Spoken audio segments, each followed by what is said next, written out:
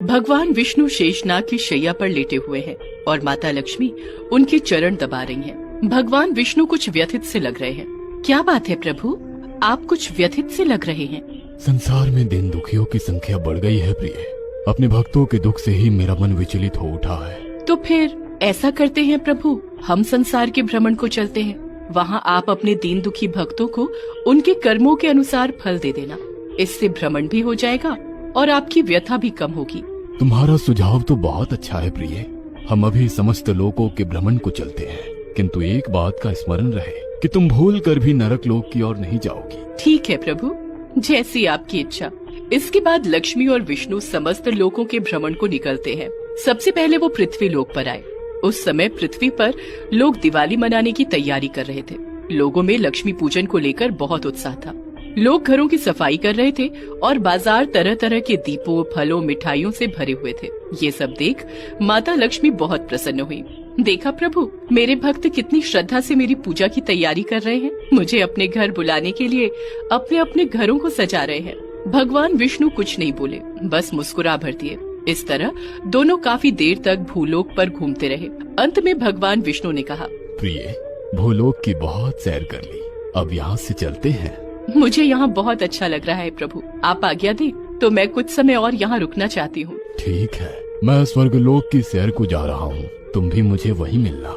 इतना कहकर भगवान विष्णु वहाँ से चले गए। माता लक्ष्मी काफी देर तक भूलोक में घूमती रही। घूमते घूमते वे नरक लोक की सीमा में प्रवेश कर गयी। वहाँ उन्होंने देखा कि दो यमदूत एक पापी को कांटों से भरे तालाब में फेंक रहे हैं। फेंकते ही उस पापी के शरीर में असंख्य कांटे घुस गए और वो वहीं पीड़ा से छटपटाने लगा। उसकी छटपटाहट देखकर माता लक्ष्मी का हृदय पिघल गया। उन्होंने उस पापी के पास जाकर उसके शरीर से कुछ कांटे निकाल दिए, जिससे उस पापी को थोड़ी राहत मिली और उसका छटपटाना बंद हो गया। तभी माता लक्ष्मी का ध्यान अपने हाथों पर गया। उनकी उंगलियां काली पड़ चुकी थी। माता लक्ष्मी अभी ये सोच ही रही थी कि क्या करें कि वहाँ भगवान विष्णु प्रकट हो गए। प्रिय, मैंने तुम्हें आगाह किया था ना कि भूल कर भी इस ओर मत आना। मुझसे भूल हो गई प्रभु। देखिए, इस पापी की मदद करने के कारण मेरी उंगलियां काली पड़ गई हैं। अब ये कैसे ठीक होंगी प्रभु? इसने अपनी पत्नी और बच्चों को बहुत कष्ट दिया है। इसे इसके पापों के अनुसार ही ये सजा मिली थी। इस सजा में हस्तक्षेप करने का किसी को कोई अधिकार नहीं था।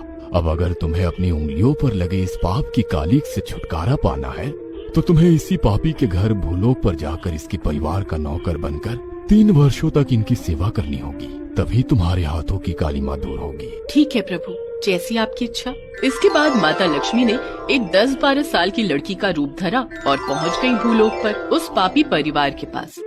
उस पापी का घर एक छोटे से गांव में था। जब माता लक्ष्मी वहां पहुंची तब चारों ओर घना अंधेरा छा चुका था। उस पापी के परिवार में उसकी पत्नी कमला और 2 बेटियां माला और आरती थी। आरती, माला, आओ बेटी खाना खा लो। वो तीनों खाना खाने बैठी। तभी उनके द्वार पर बालिका के रूप में माता लक्ष्मी पहुंच गईं। माई, मुझे भी कुछ खाने को दे दे, 2 दिन से कुछ नहीं खाया है। बदले में मैं तेरे घर नौकरानी बनकर घर का सारा काम कर दूंगी। माई, आ बेटी अंदर आ जा। लक्ष्मी अंदर आ गई और कमला ने एक मिट्टी के बर्तन में उसके लिए भी खाना निकाल दिया। लक्ष्मी ने देखा कि उनके पास खाने के नाम पर बस मुट्ठी भर भात है, जिससे एक आदमी का पेट भी मुश्किल से भरा जाए। माई, तेरे पास तो थोड़ा सा ही खाना है, फिर भी तूने मुझे अंदर बुला लिया। तू भूखी मेरे दरवाजे पर आई थी, तुझे ऐसे कैसे जाने देती? अब जो रूखा सूखा हमारे पास है उसे ही सब मिलजुल कर प्रेम से खाएंगे। लक्ष्मी खाने लगी तो फिर कमला ने पूछा, वैसे बेटी तेरा नाम क्या है और तेरे माँ बाप कहाँ हैं? मेरा नाम लक्ष्मी है माई, मेरा इस दुनिया में कोई नहीं। तू चिंता मत कर बेटी, अब से तू हमारे साथ ही रहना। जो भी रूखा सूखा मिलेगा सब लोग मिल बांट कर खा लेंगे। कितनी दयालु और ममतामयी है ये स्त्री। वैसे तू क्या काम करती है माई? मैं तो एक गरीब कुम्हारन हूँ बेटी। मेरा पति भी कुम्हार था, हमेशा शराब पीता था और शराब पीकर मुझे और मेरी बच्चियों को बेदर्दी से मारता था। उसके शराब के चक्कर में ये घर भी गिरवी पड़ा है। ना जाने कब साहूकार के आदमी मुझे और मेरी बच्चियों को बेघर कर दे। ऐसी दयालु स्त्री को मारने वाली पापी के लिए तो कांटों की सजा भी कम है। तभी आरती बोल पड़ी, माँ, इस बार दिवाली में खीर बनाओगी ना? देखो तुमने वादा किया था। खीर कैसे बनेगी बेटी? 4 दिन रह गए हैं दिवाली को, ना तो एक दिया बिका है और ना कोई मूर्ति। लगता है हर बार की तरह ये दिवाली भी काली ही जाएगी। ना जाने क्यों आती है ये मुई दिवाली, जहाँ दुनिया भर के बच्चे नए कपड़े पहनते हैं और मिठाइयाँ खाते हैं, वहीं मेरी बच्चियों को पेट भर अन्न भी नसीब नहीं होता। तू चिंता मत कर माई, अब मैं आ गई हूँ ना, अब से तेरी कोई दिवाली काली नहीं जाएगी। उस रात सब सो गए। सुबह जब कमला और दोनों बच्चियां सोकर उठी तो देखा लक्ष्मी मिट्टी के ढेर को गूंथ रही है। लक्ष्मी बेटी, ये तू क्या कर रही है? आजा माई, आज सब मिलकर मिट्टी के दिए और मूर्तियां बनाएंगे। फिर सब लोगों ने मिलकर ढेर सारी लक्ष्मी गणेश की मूर्तियां, दिए और अन्य सामान बनाए। पता नहीं लक्ष्मी ने क्या जादू किया था कि उसकी गूंथी हुई मिट्टी के दिए इतने सुंदर और मूर्तियां इतनी सजीव लग रही थी कि मानो अभी बोल पड़ेंगी। उस शाम बाजार में उनका सारा सामान बिक गया। ये ले माई, अब दिवाली में सिर्फ खीर ही नहीं, पूरी सब्जी और पकौड़ियाँ भी बनेंगी। उस रात बहुत दिनों बाद पूरे परिवार ने भरपेट खाना खाया था। अगले दिन सुबह बाहर लोगों की आवाज सुन कमला की नींद टूटी। बाहर आकर उसने देखा कई लोग खड़े हैं। अम्मा, मुझे 1000 दिए और 200 मूर्तियाँ चाहिए। पैसे तू चाहे जितनी ले लेना। मुझे 2000 दिए चाहिए और 500 मूर्तियाँ। इसी तरह सबने अपनी अपनी मांग वहाँ रखी। कमला ने सबको उनका सामान देने का वादा किया। लोगों ने उसे पेशगी के रुपए दिए और वहाँ से चले गए। कमला पहले तो खुश हुई, लेकिन फिर बाद में उसे लगा कि इतने सारे दिए और मूर्ति वो नहीं बना पाएगी।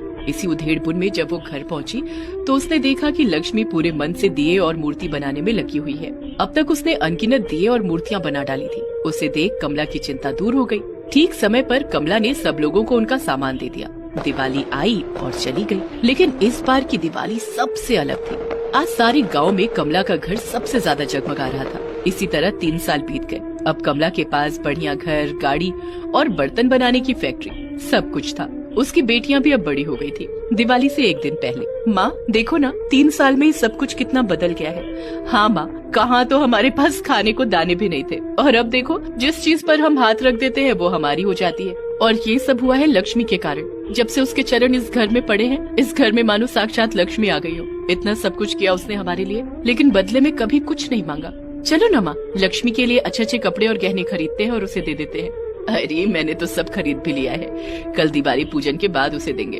अगले दिन दिवाली पूजन के बाद कमला और उसकी दोनों बेटियां लक्ष्मी के कमरे में गई। लक्ष्मी वहाँ कमरे में ही थी। बेटी, तूने हमारे लिए बहुत कुछ किया। ना जाने तू कौन है और कहाँ से आई है, मगर हमारे लिए तो तू साक्षात लक्ष्मी स्वरूप है। अब तुझे कुछ देने की हैसियत तो नहीं है हमारी, फिर भी हम तेरे लिए ये छोटी सी भेंट लाए हैं। माई, तू देखना चाहती है कि मैं कौन हूँ? तो ले देख। फिर अचानक से कमरे में एक तेज प्रकाश फैल गया। कमला, आरती और माला ने देखा वहाँ साक्षात माता लक्ष्मी खड़ी है। एक प्रायश्चित करने के लिए मुझे 3 वर्षों तक तुम्हारी सेवा करने का अवसर मिला। 3 वर्षों तक तुमने मुझे बेटी की तरह प्यार दिया, लेकिन आज वो 3 वर्ष पूरे हुए। अब मुझे जाना होगा कमला, लेकिन मेरा आशीर्वाद सदैव इस घर पर रहेगा। मेरी कृपा से इस घर में कभी किसी चीज की कमी नहीं होगी। इतना कहकर माता लक्ष्मी वहाँ से अंतर्ध्यान हो गई और कमला, आरती और माला ठगी सी देखती रह गई।